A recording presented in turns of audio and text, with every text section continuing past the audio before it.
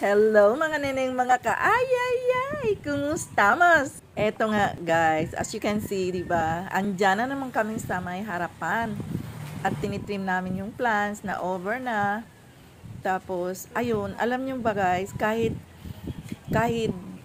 probinsya to, pero bawal na magsunog.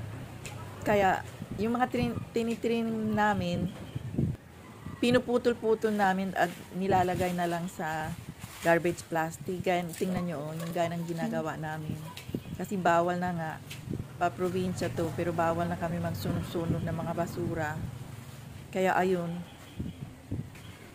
pasensya na pinuputol ng maiksi, tapos ipa-plastic, ganun.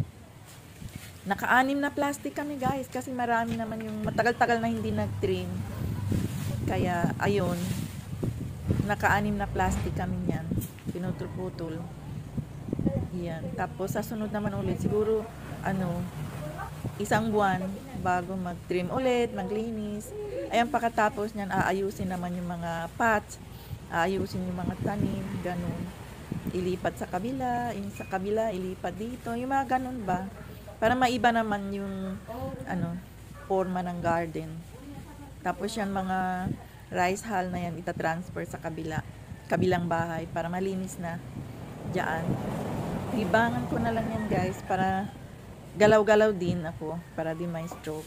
Yan na lang ang habit ko. Tulungan maglinis, ganyan, tanggalin yung mga brown, ganun, tapos itatransfer, yung mga plants, ganun.